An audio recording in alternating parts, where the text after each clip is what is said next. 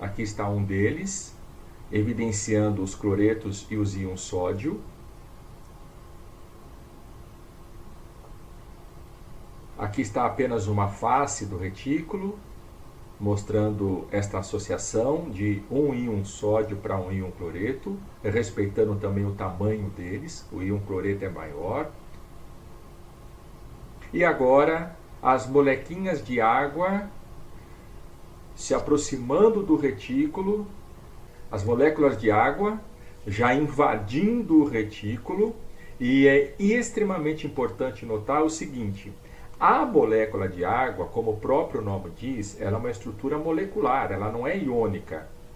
É H2O, ligações covalentes. Acontece que a água é polar. E se ela é polar, ela tem polos, um negativo, outro positivo. Eu estou falando polo, não estou falando carga. O cloreto tem carga já estabelecida, que é negativo. O sódio tem carga já estabelecida, que é positivo. O sódio perdeu um elétron para o cloro, ligação iônica. Aqui não, são ligações covalentes, mas essas ligações são extremamente polares. E a molécula em si também é polar. Então, perceba que os hidrogênios constituem os polos, no caso são 2 hidrogênios, positivos da molécula. E o oxigênio, por conta da sua elevada eletronegatividade, constitui o polo negativo. Olha como que elas são safadinhas. Olha aqui como que elas atacam o cloreto que participa do retículo.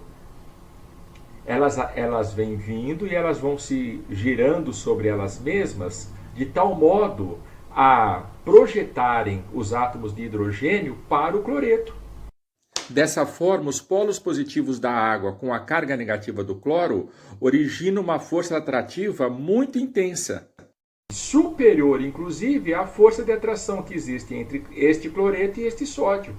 Tanto é que estas forças atrativas entre estes hidrogênios da molécula de água com o cloreto são maiores, que elas conseguem remover o cloreto do retículo.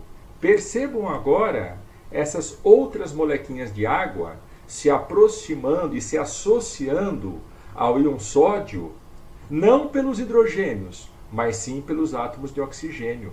E essas interações entre os átomos de oxigênio da molécula de água com este cátion sódio são muito grandes. Tão grandes que essas molequinhas conseguem retirar o íon sódio do retículo.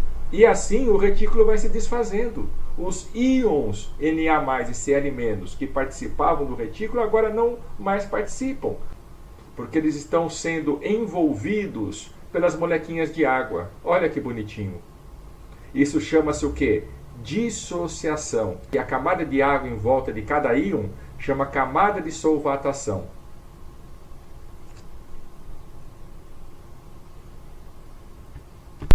Aí você deve estar me perguntando, e onde entra o ácido nessa história toda? Calma, eu já vou lhe falar. Mas antes disso, preste atenção aqui. Imagina que um sistema é um copo com água destilada, não tem sais nenhum. Foi mergulhado aqui este equipamento, constituído por uma lâmpada e com uma fiação interrompida. Essa fiação foi cortada e as duas extremidades foram mergulhadas no copo com água. Então o sistema está aberto e continua aberto. Como é que eu sei? Porque a lâmpada não acendeu. Não houve condução de corrente devido à insuficiência de íons livres para carregá-la.